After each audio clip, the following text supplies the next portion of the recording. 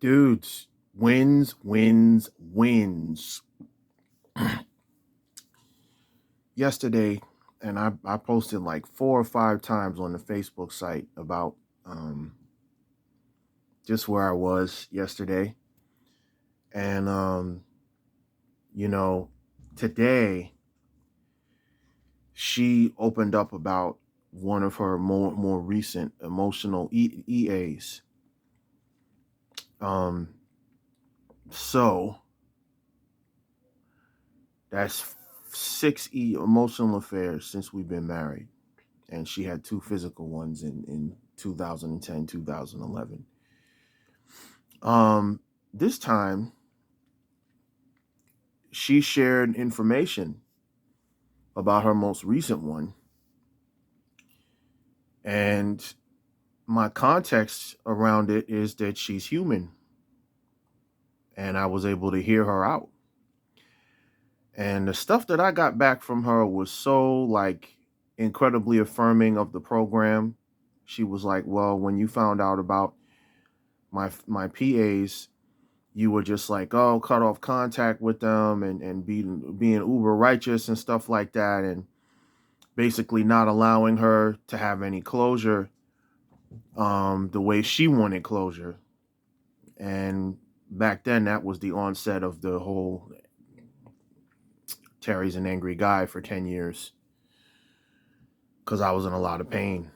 I think I shared when I found out about her PAs, I lost like 15 pounds in 2 weeks, maybe more than that.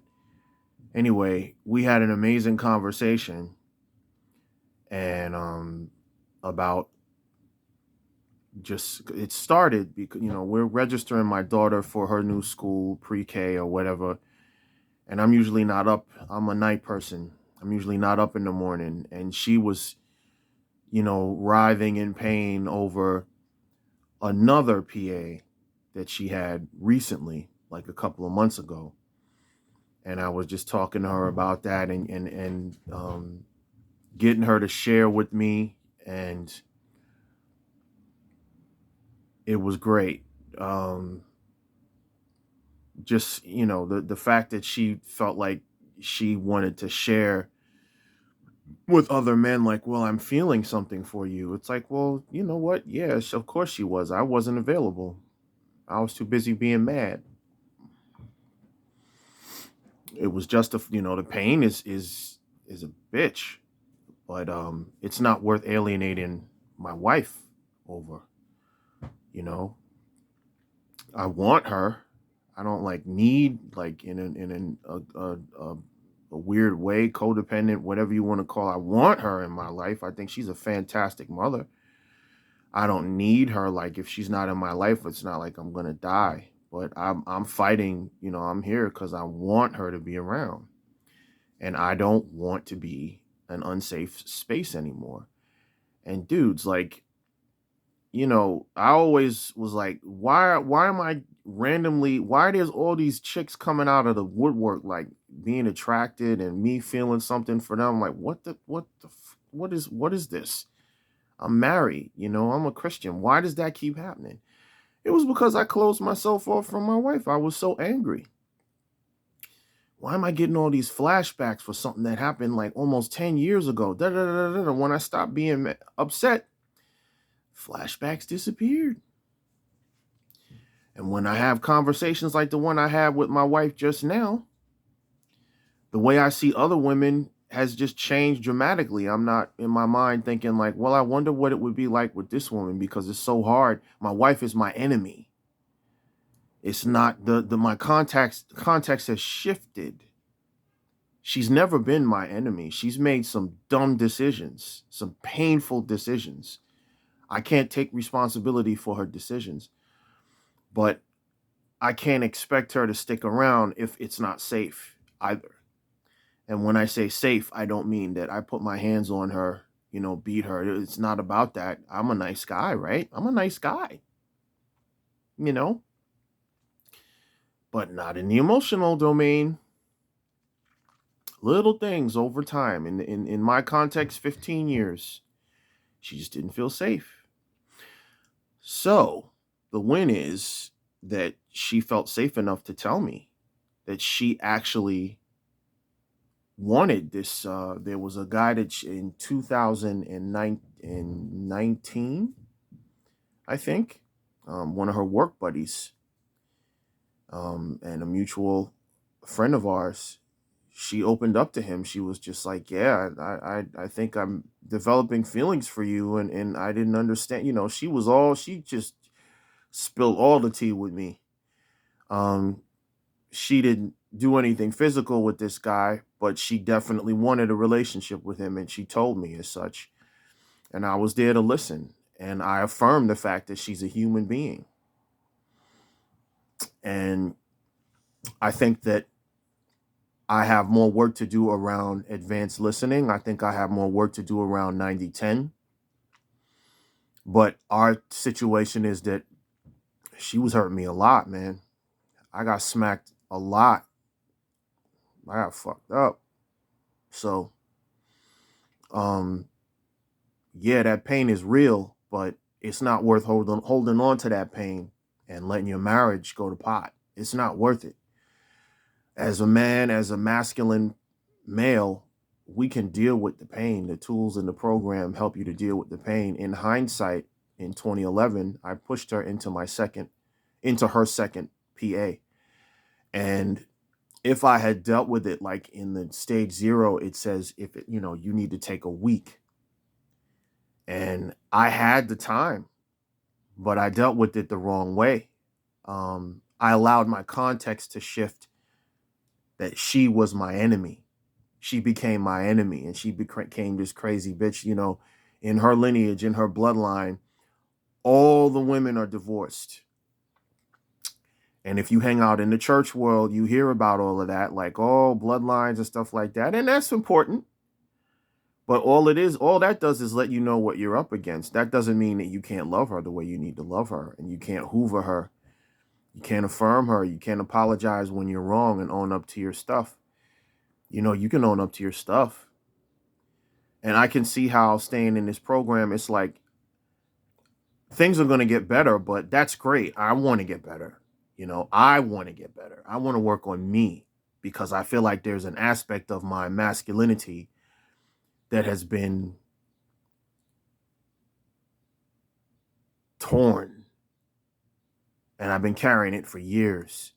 And it's definitely a result of my dad walking into my house on Long Island a long time ago, the house that he was renting. He just walked in one day and was like, "All right, I'm out." And he told everybody. He told it, my mother, my father, my sister, my brother, "I'm out." He was like, "I'm gone." Now, he was around still. Financially, he paid more than his fair share of child support. And he was there for us, but it's still, that was just like nuclear, like, bullet. Divorce is like almost to a kid like what infidelity is to us men. It's just like we don't know how to deal with that. But in the program I do now. So I'm grateful for you guys. Thanks for letting me vent. All you metal guys, Meshuggah, man. That band is insane. Like, literally, that means crazy in Yiddish. And that band has helped me connect with my masculinity in a way that I've never been able to connect with it, because I was just following the culture and making myself into a man that was a shell, basically. No concern about the emotional part of myself or anyone else. It was all about obligation and end results. And, I tried the whole don't be a victim thing. And what wound up happening for me was I just became angry. And so I think for a lot of you other dudes, it works. Don't be a victim. In other words, don't stay down, don't have a pity party. But for me, because I didn't understand that I was being transhumanistic, like a machine. Like that was my context for masculinity. Don't be a pussy. Don't be a pussy. That was my context for masculinity. Don't let her do this to you. Don't be a pussy. Learn, you have to protect yourself. She can't do this. Who does she think she is? And then everybody that, there was a dude that I worked for, he wrote 2 checks that bounced. And I was busting my ass for him. And just all of these different things that happen. Getting choked. I tell the guys that I talk to about this. I got choked in my martial arts class because the guy that I was working with was taking advantage of the fact that he was way better than me. And he knew he could get in on me. And after I figured out that was going on, that he was doing that, I was like, I'm not a pussy. F you, roar. And I thought that was what being a man was about. Don't let anybody take advantage of you. That was my context. And I brought that to my relationship with my wife. And finally, see, it's like there's a weight off of me. I don't need that context. It doesn't work. Connection. Thank you, Brent. Brent Stewart.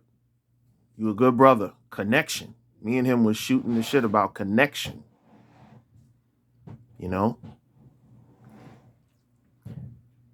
I do need it. With my wife and with my kids. Anyway. Win. Heavy conversation. I didn't react negatively. I wanted to be there for her.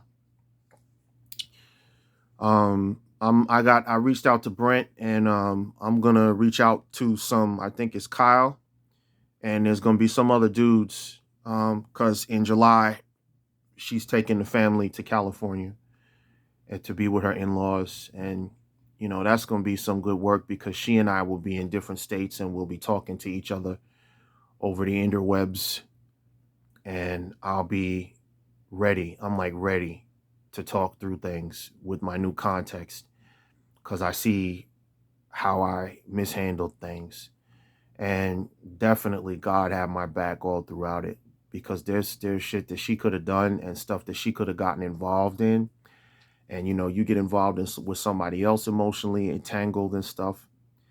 It just makes everything more complicated. EAs and PAs are human, but it is sin.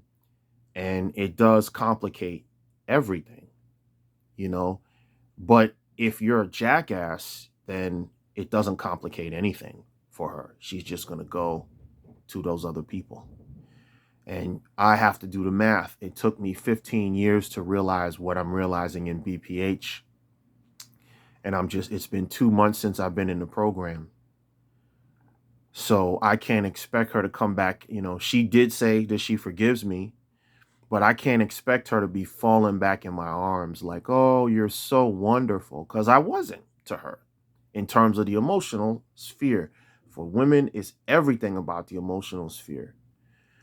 So my expectations is that somewhere down the line, maybe next year, I don't know, somewhere we'll have sex and it'll be incredible. But that won't be, I won't hold it in the place that I used to hold it like it was everything, because I was a virgin and I was a Christian when I got married, but I'm pleasing God and all of this, and I waited for marriage and I was a virgin, so it should count for something. And I've never had oral or given oral or anything like that. And I'm Mr. Holy Roller. And why is all of this bullshit happening in my marriage? So all of this information from BPH it's just clearing it all up. Just own your part. And all of these things, why she was, 6 EAs, because there was nothing there in our marriage for 15 years where she felt safe. That's why. And she was contractually, legally bound and spiritually bound to me, but I wasn't giving her what she needed. So anyway, win. all of this is a win. All of this information that I'm giving you and this realization is a win. Later, I'll reach out to you guys. Appreciate all of y'all, man. Peace.